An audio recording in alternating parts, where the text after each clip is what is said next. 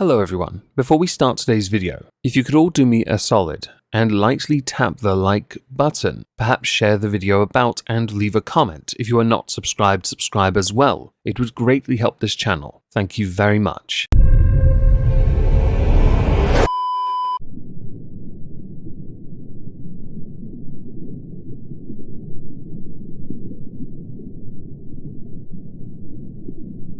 Well, isn't this just fantastic?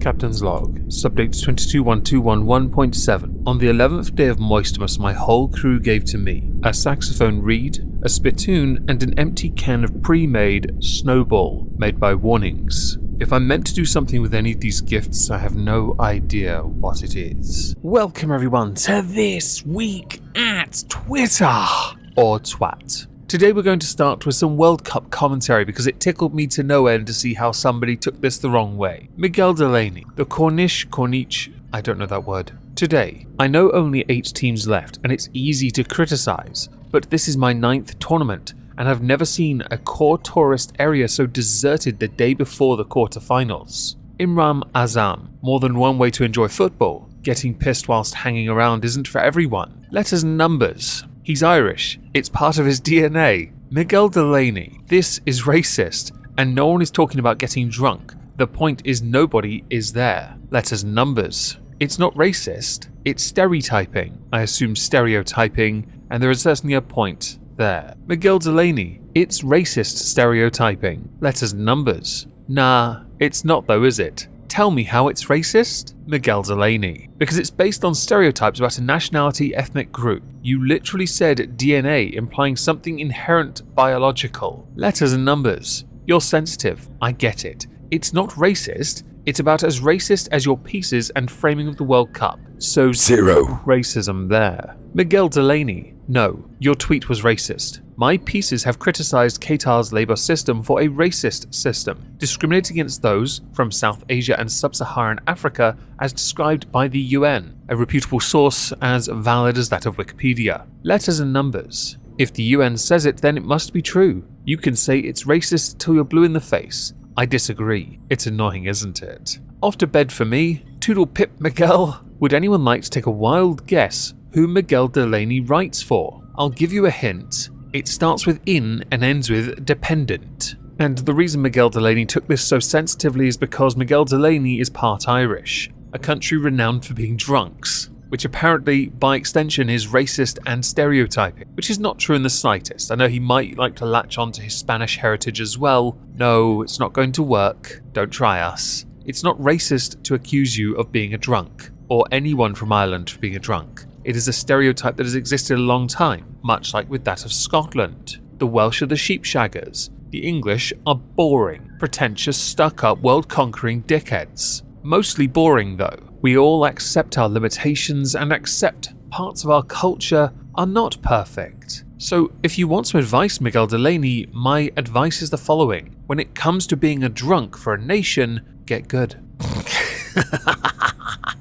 Next, I saw this via Undoomed. It concerns Jordan Peterson, who had tweeted out a poll. By failing to separate the anonymous cowardly troll demons from real people in the comments section at YouTube and other social media platforms are enabling sadistic Machiavellian psychopaths and narcissists. Agree or disagree? It ended up getting 158,596 votes. 60.7% said disagree. Many people pounced on this as an indicator that Jordan Peterson believes that social media needs to do more to deal with the cowardly troll demons he references in his poll question. So Undoomed retweeted it with, "We've officially returned to 2016. Only this time it's Jordan Peterson who's advocating for big tech censorship of mean comments, not Anita Sarkeesian. What an absurd timeline this is." With someone pointing out to him that they think he might be referring to bots. Undoomed replied, "Bots don't post mean comments, they just post ads for you to join their BS crypto Ponzi schemes,"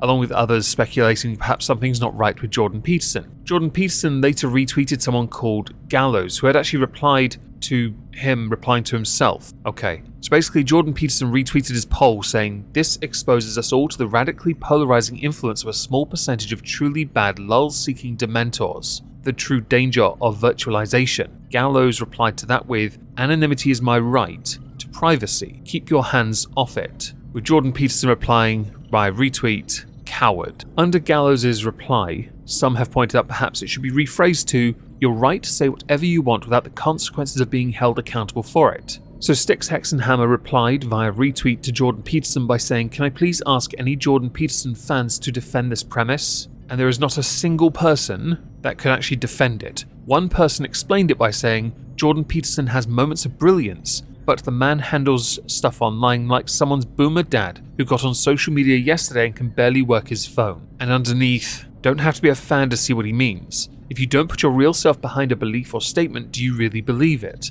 There's a place for anonymity, but for the serious stuff less so. Ask an Iranian woman if they get his perspective these past few weeks," to which Styx replies, "The ability to weigh in without consequence increases honesty." If anyone now is wondering what I think about this, I quite simply think he's put out a rather interesting tweet and it has sparked a very fascinating debate. As someone that uses a cartoon avatar and doesn't go on camera, I'm of course not to be taken seriously in the slightest.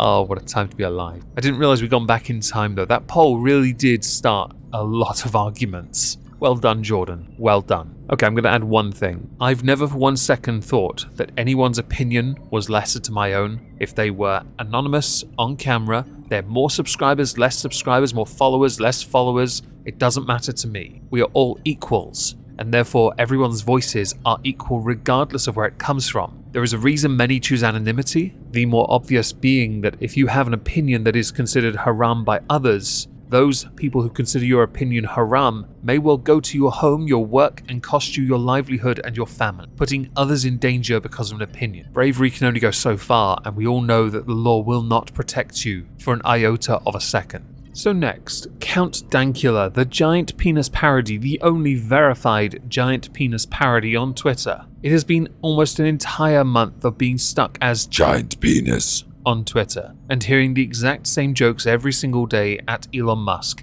Please let me change my name. Some of the replies underneath. No, the meme is strong. I feel like Elon has allowed him to change the name, but Dank is milking his giant penis. Leave him be. Get used to it. There's been many polls that suggest you stay as giant penis parody for a year. I retweeted this with, "Can I please ask that at Elon Musk allow the name change if the one true verified giant penis parody goes to an actual LARP as Sir Cox-a-Lot." The reason why is because he has mentioned in a video begging for a name change that he likes to LARP on Twitter. I think it's only right that he LARP as Sir Cox-a-Lot. Now, in a veiny attempt at trying to clap back at those who said, "No, you are the giant penis forever," he has tweeted out a picture of a giant penis, but a cartoon of it, with a very simple message. "Hello everyone, I hope you're all having a pleasant evening." But because, some were not so receptive to this throbbing image, he replied to it, "Oh, so suddenly it's not funny anymore?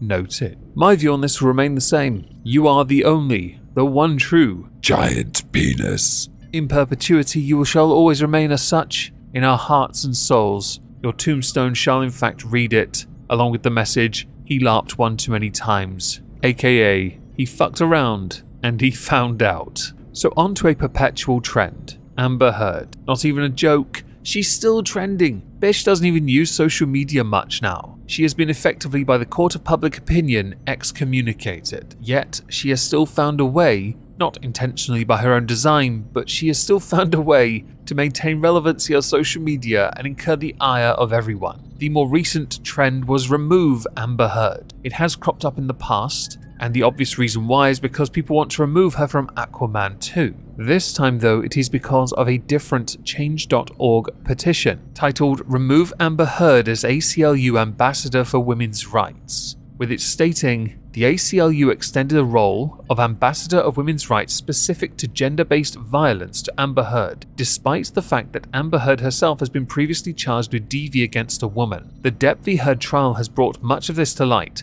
as well as other stories of abuse to other women and Johnny Depp. Additionally, her personal story of hers was full of lies and slander. She is not deserving of role as ambassador. She's a disgrace to women and women's rights. She is an abuser and needs to be removed immediately." At time of recording, the petition has just under 120,000 signatures. and many of those that were in the Remove Amber Heard trending tag linked not only that but also the AquamanChange.org petition, a petition that has, well, quite a few signatures comparatively. It's 4.6 million. Quite impressive, really, especially since many think Aquaman 2 is going to be the last time we see Jason Momoa as Aquaman. My view on this is quite simple. Amber Heard should not be an ambassador for women's rights. She is not a victim and therefore cannot stand up for those who are victims. If you remove Johnny Depp from the situation entirely, you still have her previous arrests for DV and battery. Her track record is fundamentally against her,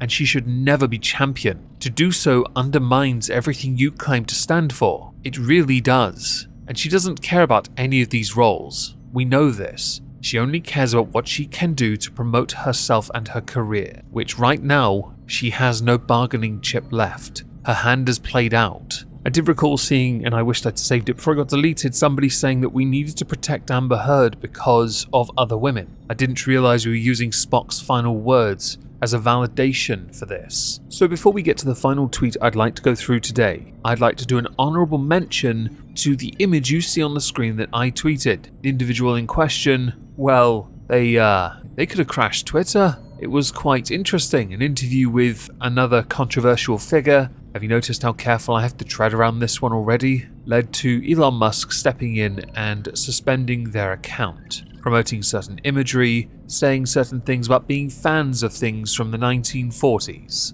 in Germany, promoting the good and the bad. In fact, they're a fan of the leader of the person from Germany in the 40s. I'm not sure if something's wrong with Kanye, if Kanye needs help, if this is true, legit, real or not, but subsequent interviews would lead me to believe, oh boy, the wrong people are milking this one. You know it's bad when the host of that controversial show is trying to get you away from that. Perhaps not so edgy. The final tweet comes from Bette Midler. She's very well known for Hocus Pocus and the second movie that never needed to happen. She tweeted out, "In addition, I have saved parks, built parks, cleaned parks, sent kids to schools, taught them how to play music, honoured nature by giving people actual land to grow their own food and find peace and serenity in nature." What have you done besides slag me? I think we can all agree the correct answer to this is no one slagged you. I mean, they might call you a slag, depending on the context.